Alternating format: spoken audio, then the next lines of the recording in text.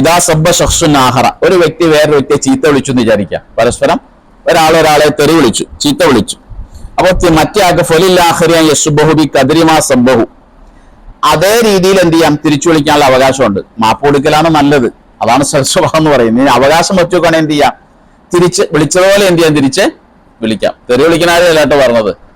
മാന്യമായ ചീത്തകളുണ്ടല്ലോ, മാന്യമായ ചീത്ത നമ്മൾ വിളിച്ചാൽ എന്ത് ചെയ്യാം, ഇല്ലാത്തത് പറയരുത്, അത്രയും അളവിൽ തിരിച്ചു വിളിക്കാനുള്ള അവകാശമുണ്ട്. ഒരു വാക്കുപോലും കൂടാനും പാടില്ല, അത്രയും മാത്രം.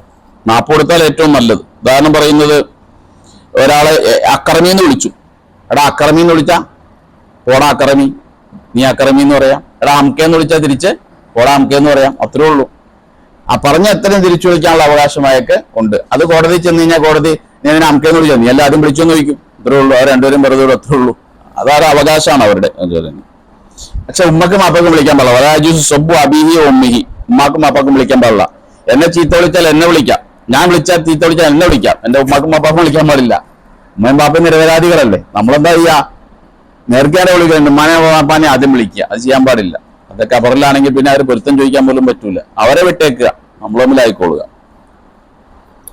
ഇനി മദ്യപാനത്തിന്റെ ശിക്ഷയെക്കുറിച്ചാ. മദ്യപിച്ചാൽ എന്താ ചെയ്യേണ്ടത്? പ്രായപൂർത്തിയും ബുദ്ധിയുമുള്ള ഒരാള്, മുസ്ലിമായ മനുഷ്യൻ, സ്വയേഷ്ടപ്രകാരം മദ്യപാനം ഹറാമാണെന്ന് അറിഞ്ഞു വെച്ചുകൊണ്ട് ഒരാൾ മദ്യപിച്ചാൽ, അത് ചികിത്സയ്ക്ക് വേണ്ടി അല്ലാതെ മദ്യം ഉപയോഗിച്ചാൽ, ചികിത്സയ്ക്ക് വേണ്ടി മദ്യം ഉപയോഗിച്ചാലുള്ള നിയമം വേറെയാണ്. അതിന് മദ്യപിച്ചാലുള്ള ശിക്ഷ നടപ്പിലാക്കാൻ കഴിയില്ല. ചികിത്സയ്ക്ക് മദ്യം ഉപയോഗിക്കാൻ പാടുണ്ടോ ഇല്ലയോ എന്ന വിഷയത്തിൽ ഒരു അഭിപ്രായ വ്യത്യാസങ്ങളുണ്ട്. അപ്പൊ ചികിത്സാവശ്യാർത്ഥമല്ലാതെ പ്രായപൂർത്തിയും ബുദ്ധിയുമുള്ള ഒരു മനുഷ്യൻ സ്വയേഷ്ടപ്രകാരം ഹറാമാണെന്ന് അറിഞ്ഞുകൊണ്ട് മദ്യം ഉപയോഗിച്ചാൽ അവനുള്ള ശിക്ഷ എന്താണ്? 40 അടി കൊടുക്കണം. അവനെന്ത് ചെയ്യേണ്ടത്? 40 അടി. അതിന്റെ ഇരട്ടിയാണ് വ്യഭിചാര ആരോപണത്തിന്റെ. കള്ളുടിയേക്കാളും മോശമാണ് ആര്? മാന്യന്മാരെ കുറിച്ച് ഇല്ലാക്കഥകൾ പ്രചരിപ്പിക്കുന്നത്. ഇരട്ടി ശിക്ഷയാണല്ലോ. മദ്യപിച്ചാൽ 40 അടിയേ ഉള്ളൂ. 40 അടി. ഈ മദ്യം എന്ന് പറഞ്ഞാൽ ഏതാണ്?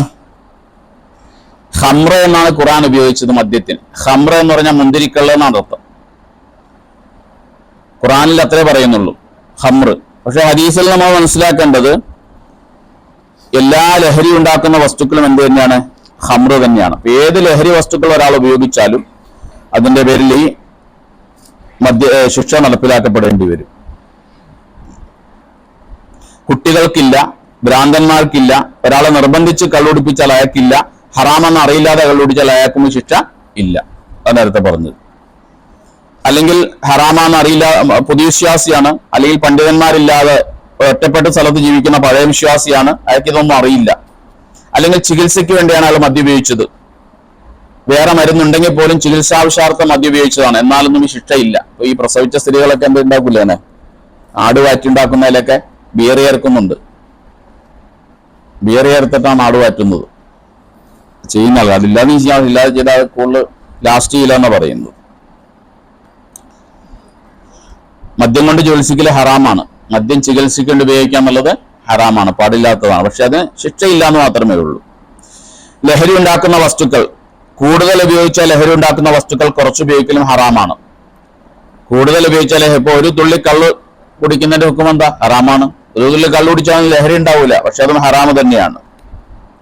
കുല്ലു ഷറാബിൻ അസ്കറ ഹുഹു ഹറാമുൻ, ലഹരി ഉണ്ടാക്കുന്ന ഏത് വസ്തുവിന്റെയും കുറച്ച് ഉപയോഗിക്കൽ ഹറാമാണെന്ന് ഹദീസിലുണ്ട്.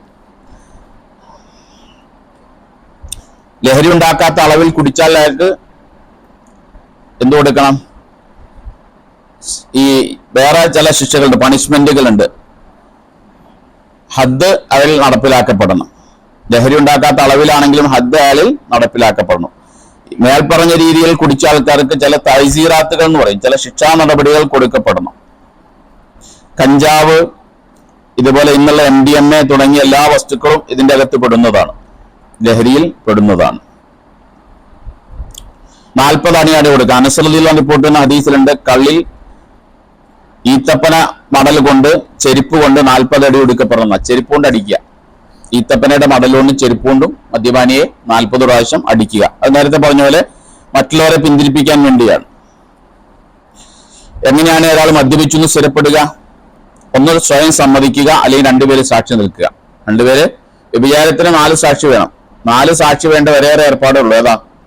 മാസം കാണാൻ എത്ര പേര് വേണം? രണ്ടുപേര് മതി. മാസം കണ്ട് സ്ഥിരപ്പെടാൻ 2 പേര് മതി. ജിനയ്ക്ക് 4 പേര് വേണം. മദ്യപാനത്തിന് 2 പേര് മതി. 2 സാക്ഷികൾ മുഖേന ഒരാൾ മദ്യപിച്ചു എന്ന് സ്ഥിരപ്പെട്ടാൽ. മണം കണ്ടിട്ടുണ്ട് ലാബിരീഹി ഹംലിൻ, ഒരാളുടെ വായിന്ന് മദ്യത്തിന്റെ സ്മെല്ല് വന്നാൽ അയാളെ ശിക്ഷിക്കാൻ പാടില്ല. അയാൾ നേരത്തെ പറഞ്ഞല്ലേ, അയാളെ പരമാവധി ഒഴിവാക്കാനുള്ള വഴികളാണ്. മദ്യത്തിന്റെ ഇത് വന്നാൽ പാടില്ല. അയാള് മദ്യപിച്ചതുപോലെ ലക്ക് കെട്ടതുപോലെ ഒരാളിങ്ങനെ ആടി നടന്നാൽ ശിക്ഷിക്കാൻ പാടില്ല. അതൊന്നും തെളിവല്ല. അയാൾ മദ്യപിച്ചു എന്നുള്ളതിന് തെളിവല്ല. അതുപോലെ